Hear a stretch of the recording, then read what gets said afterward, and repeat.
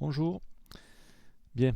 Alors l'idée de cette petite vidéo, c'est de vous montrer toutes les fonctionnalités de ma classe à la maison du CNED. Alors tout en haut ici, vous avez l'URL qui a été transmise par le CNED, donc qui m'est attribuée et qui me permet de faire classe aux élèves. Les icônes. Alors il y a deux icônes sur l'écran principal parce que j'ai connecté deux élèves. En bas, quatre petits icônes.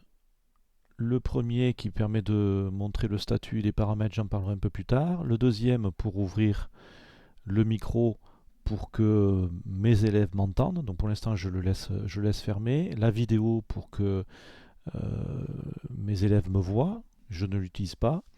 Et le petit icône pour demander la parole qu'on retrouvera dans la session élève. Alors, le plus important pour nous, modérateurs de la classe virtuelle, c'est le panneau que je vais ouvrir ici. Alors, donc, dans ce panneau, la première chose à faire, c'est de régler les paramètres de la session. Donc, les paramètres audio-vidéo, à l'installation, vous avez défini votre micro, le haut-parleur. Donc, a priori, là, il n'y a pas de réglage particulier à faire.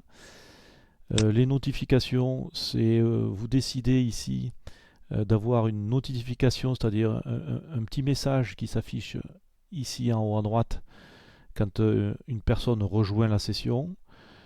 Vous pouvez aussi avoir un petit bip, une notification audio. La même chose pour un chat. Donc si quelqu'un publie un chat, vous avez une notification et un petit son. Pour le sous-titrage, notification. Je parlerai du sous-titrage après.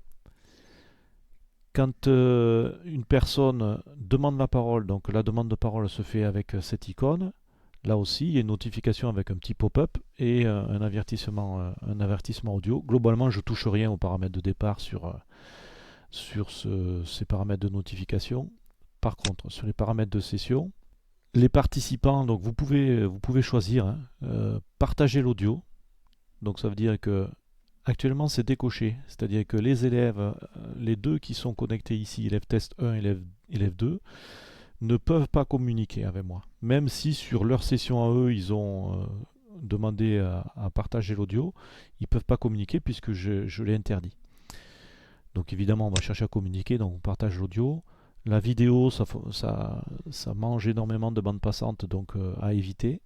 Publier des messages dans le chat, ça peut être intéressant parce que parfois nos élèves ont un souci avec leur micro, ou pas de micro d'ailleurs. Et du coup, le seul moyen de communiquer, c'est par l'intermédiaire du chat. Et on peut aussi permettre à ce qu'ils dessinent sur le tableau et dans les fichiers. Donc dès la session, on peut décider ça. Je ne le fais pas, je vous montrerai qu'on peut le choisir par ailleurs. Ensuite, donc ici, vous avez l'icône pour chatter. On peut envoyer un message. Donc, si on écrit là-dedans, on va envoyer un message à tout le monde. S'il y avait des modérateurs, on aurait envoyé un message au modérateur. Si on veut envoyer un message en particulier par cette fenêtre, ici j'ai élève test 1 ou élève test 2, ben je peux taper eux. Il me propose déjà les élèves dont le prénom commence par la lettre que j'ai citée. Donc je peux choisir les élèves avec cette option-là. Ensuite, cette fenêtre pour les personnes présentes. Je trouve que en fait, le vrai tableau de bord, il est quelque part, il est là. Parce que dans ce tableau de bord, donc on voit le modérateur, donc c'est le prof. Ensuite l'élève. À l'évidence, l'élève test 1, ici, il a des problèmes de connectivité. Vous voyez, connectivité médiocre. Élève 2, lui, pas de problème. Et un petit cercle avec les points à l'intérieur, là, pour chaque élève, qui permet de définir des choses pour chaque élève. Donc de ce tableau de bord, je peux décider d'envoyer un message privé à l'élève test 1. Je peux le définir comme modérateur, c'est-à-dire qu'il aura le même statut que moi. Il pourra faire tout un tas de choses que je montrerai tout à l'heure. Il pourrait être présentateur. Je le montrerai là aussi tout à l'heure quand je rajouterai une fenêtre sur la vue d'élève. et je peux aussi le définir comme sous-titreur. Sous-titreur, ça veut dire que l'élève va pouvoir écrire quelque chose qui sera affiché sur la page principale et qui va servir de sous-titre au tableau blanc en fait. Et on a la possibilité, si un élève est un intrus du groupe, de le retirer de la session. Si un élève fait trop de bazar, même chose, on le retire de la session avec ce menu. Ensuite, le partage de contenu. Alors, ici, vous avez tout ce qu'on peut faire avec la classe. On va commencer par le tableau vide. Donc, le tableau vide permet d'afficher, comme en classe, un tableau blanc. Un tableau blanc avec des menus ici. Donc, le pointeur qui va permettre aux élèves de voir exactement où on en est. Alors, vous avez à gauche la vue du modérateur et à droite la vue de l'élève qui s'appelle élève, ça doit être élève test 1. Donc le modérateur que je suis, ici à gauche, je balade ma main et l'élève ou les élèves voient ce que je veux pointer. Alors on a tout un tas d'outils, je peux dessiner des rectangles, choisir la couleur du rectangle. Si je dessine sur le tableau, si je dessine un rectangle, le rectangle s'affiche dans le tableau des élèves. On peut aussi écrire du texte. Je vais changer la couleur.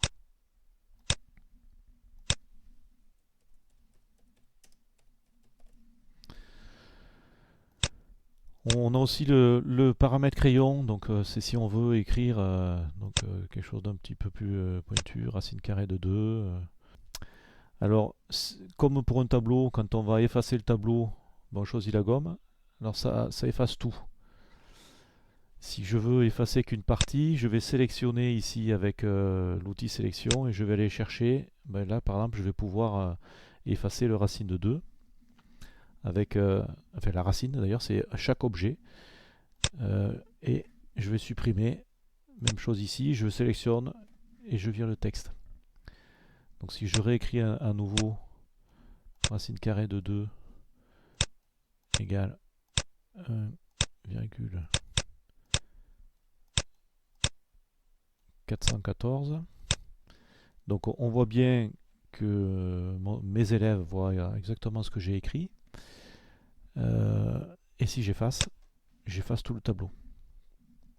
Et par contre, j'ai pas possibilité, et en tout cas je n'ai pas trouvé, de revenir en arrière.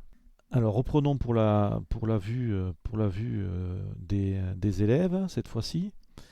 Je vais faire les mêmes commentaires que tout à l'heure. Bah, la page est la même. L'icône ici, mon statut, mes paramètres, cette fois-ci je vais la développer pour qu'on compare, enfin pour qu'on sache. Un élève et vous aussi, vous pouvez dire que vous êtes satisfait. Donc imaginons, là il est satisfait. Et ce qui se passe, c'est que dans le tableau de bord, le fameux tableau de bord, là, je vois, l'élève test 1, il est content de ce qui a été expliqué. On peut aussi voir s'il est d'accord, s'il n'est pas d'accord, s'il demande à ce qu'on aille un peu moins vite ou que ça aille un peu plus vite. Voilà, donc c'est des petits codes qui permettent aux élèves de s'exprimer sans qu'ils aient à couper forcément la parole du prof. Et s'il y a plusieurs, il faut aller plus vite. Le prof comprendra tout de suite qu'il est en train de les endormir. Ensuite, l'icône partager l'audio. Donc je vais pas le mettre parce que sinon ça va me faire un écho. Et si un élève demande à prendre la parole, là, du côté du prof, il y a une notification qui dit que l'élève test 1 demande à prendre la parole. Et parce que je l'ai demandé, vous vous souvenez, au début, on a choisi d'imposer la notification. Et sinon, il y a ici ce petit icône qui indique que l'élève souhaite prendre la parole. Alors l'idée, c'est les élèves ne parlent pas tous en même temps et s'ils veulent s'exprimer, ils demandent à prendre la parole. Je peux annuler la demande de parole. Ça permet, en fait, quand il y a plusieurs élèves dans la classe qui demandent à prendre la parole, les notifications se superposent et en annulant les notifications, on voit au fur et à mesure ceux qui ont demandé la parole et ça permet de la redistribuer. Du point de vue de l'élève toujours,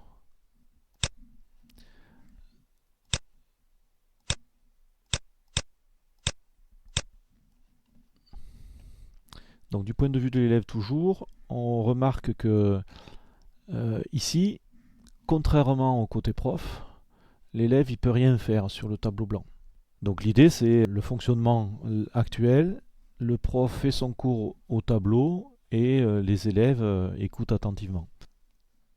Alors on va regarder quels sont les statuts de l'élève lorsqu'il est participant.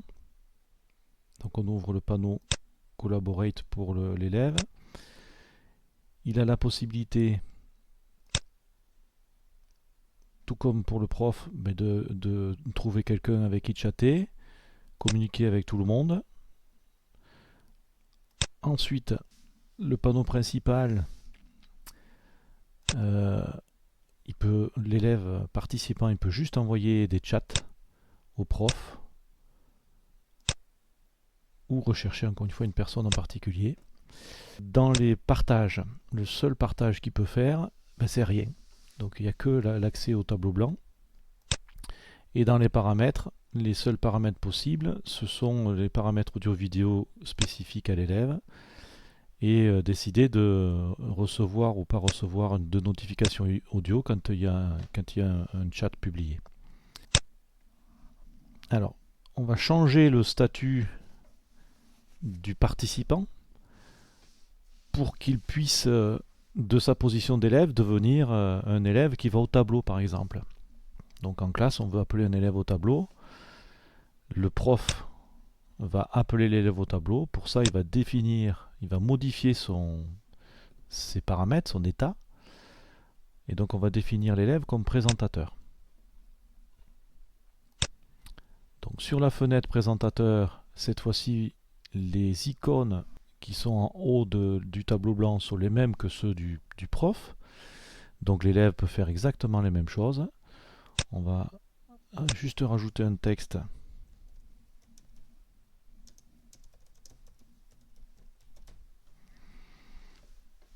Et donc quand il a validé, le texte s'affiche et dans la fenêtre du prof et dans la fenêtre de l'autre élève. Alors maintenant, les options qui lui sont disponibles, le chat c'est la même chose, donc je vais pas en parler plus. Ici, les options disponibles, ça reste uniquement du chat. Par contre, un élève qui a un statut de présentateur peut aussi partager une application. Donc il peut aller chercher dans son PC des applications en cours pour les partager. Donc on ne va pas le faire ce coup-ci. Il peut aussi évidemment aller partager des fichiers. Au hasard, je prends celui-là.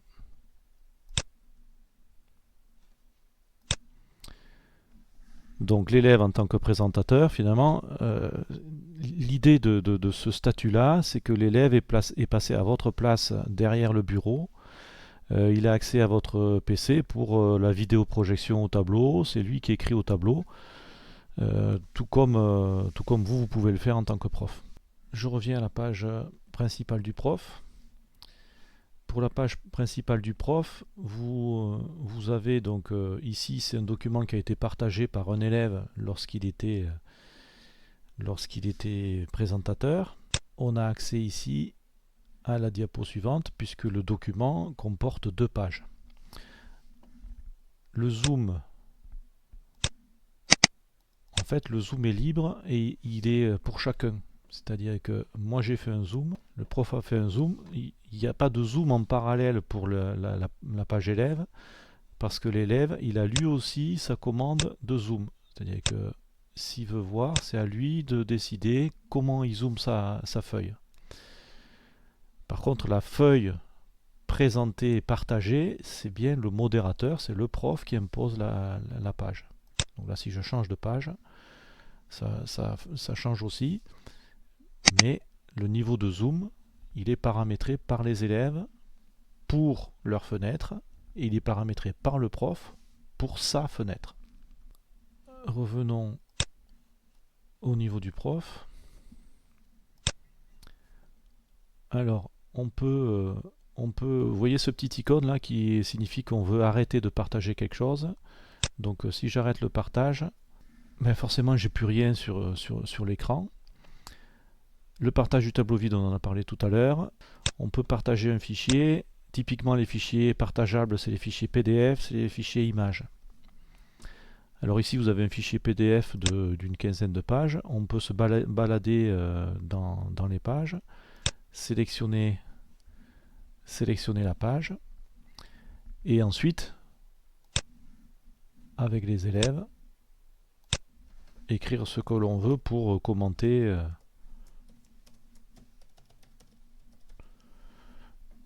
ce qui est représenté sur le schéma, ou si on veut annoter un dessin, on le fait directement. Donc on va passer maintenant au partage d'application ou d'écran.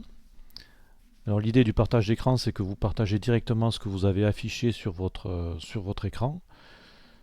Si je vous montre ce que ça vous donne, on aura un effet imbriqué là.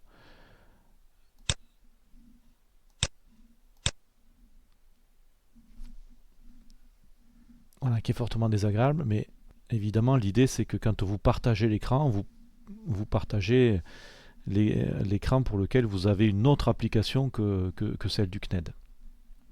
Alors on arrête ça, c'est juste pour montrer qu'on a effectivement le partage d'écran dans sa globalité. Alors si on a une application ouverte et qu'on veut partager, alors exemple là, je voulais accéder au bloc-notes, mon fichier bloc-notes est ouvert, mais il n'est pas... en fait je l'ai réduit. Donc si vous voyez ici, j'ai mon fichier bloc-notes qui a été ouvert, donc je le mets en arrière-plan. Quand je vais dans la fenêtre d'application, je trouve bien mon fichier bloc-notes. Donc je vais partager ce fichier bloc-notes.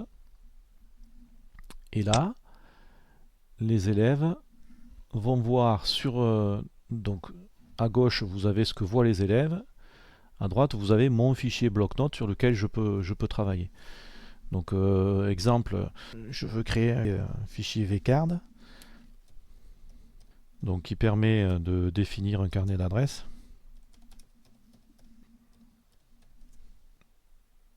Donc ici, on peut montrer par exemple comment faire pour enregistrer le fichier. En expliquant que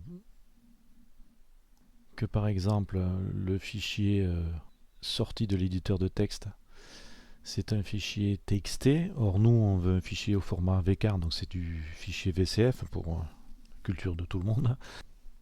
On va l'appeler essai. Donc une fois que j'ai fini de remplir le fichier et de l'enregistrer, je peux décider d'arrêter le partage. Donc c'est l'icône qui est ici. Donc on a déjà parlé du partage du tableau vide, le partage soit de l'écran entier, soit d'une application, et le partage des fichiers. Il reste rapidement le sondage. L'idée, c'est un petit outil qui est intéressant.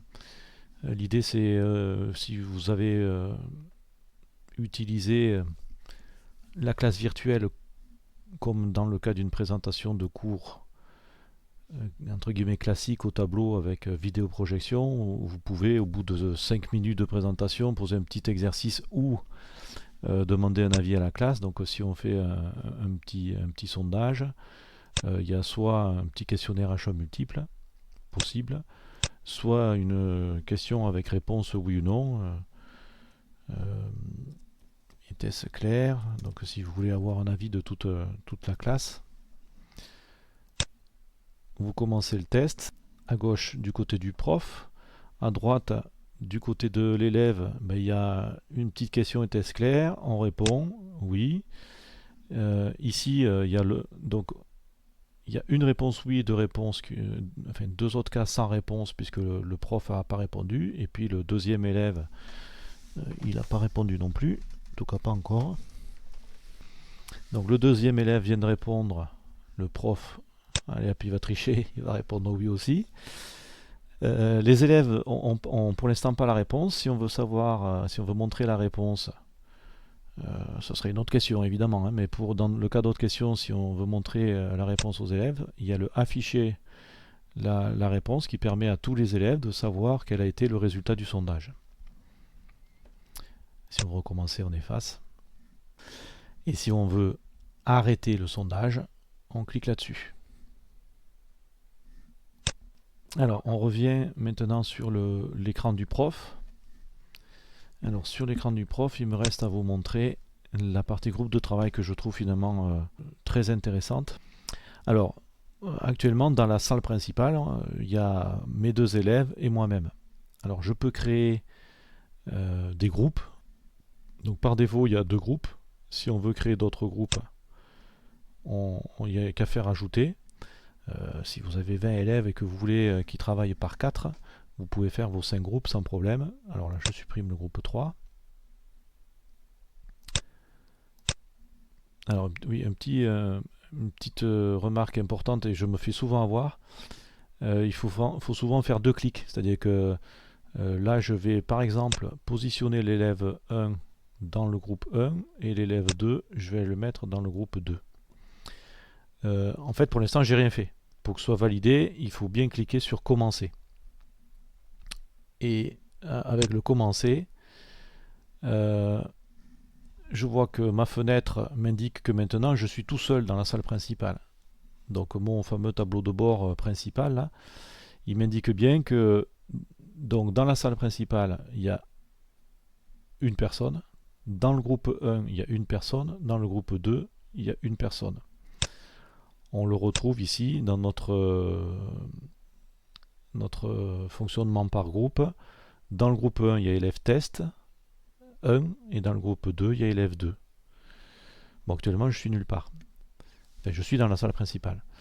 Alors, possibilité ici, je peux cliquer pour me déplacer sur le groupe 1, cliquer pour me déplacer sur le groupe 2 ou créer un autre groupe.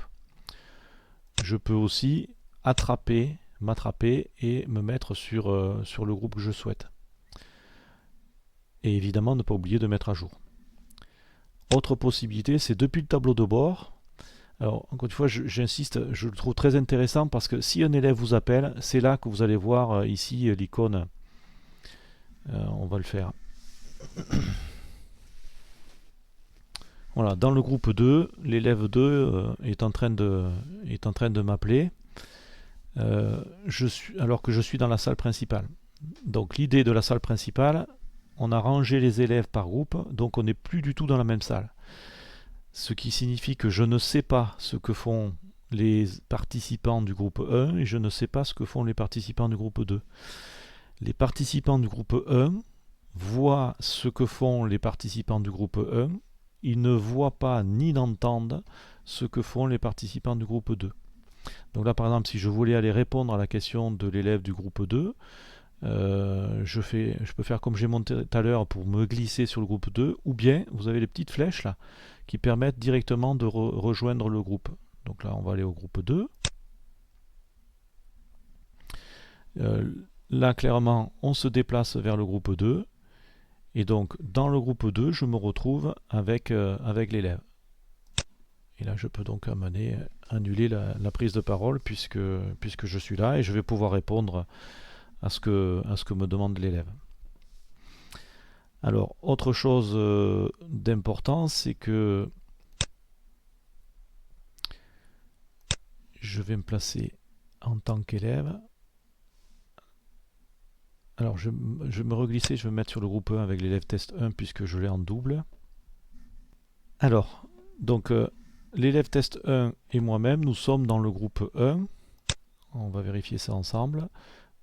Dans la salle principale, il n'y a personne. Dans le groupe 1, il y a le prof et l'élève. Et il y a un groupe 2 dans lequel il y a un autre élève. je me, je, donc je suis maintenant dans la fenêtre de l'élève. Et cette fois-ci, ben, l'élève, il a accès, en fait, quand ils sont dans un groupe, les élèves ont accès à tout, c'est-à-dire à tout sauf la gestion des groupes. Ils peuvent décider de partager un tableau blanc, donc ils n'ont pas besoin de demander au prof. Hein, ils sont dans une salle, ils ont accès au tableau blanc, ils ont accès à votre vidéoprojecteur. Encore une fois, l'idée, hein, c'est d'imaginer une vraie classe. Euh, ils ont accès donc à l'ordinateur de la salle et ils peuvent aller partager des fichiers. Donc voilà tout ce qu'ils peuvent. Ils peuvent aussi se créer des petits sondages à l'intérieur du groupe. L'idée c'est que tous les membres du groupe peuvent tous écrire sur le tableau blanc. Donc euh, l'élève, le prof qui est arrivé, il va pouvoir aussi écrire sur le tableau blanc. Un autre élève qui serait présent dans le groupe va pouvoir travailler sur le tableau blanc. Et donc, ils peuvent faire du travail en commun. Voilà globalement dans les grandes lignes. C'était un peu long comme présentation.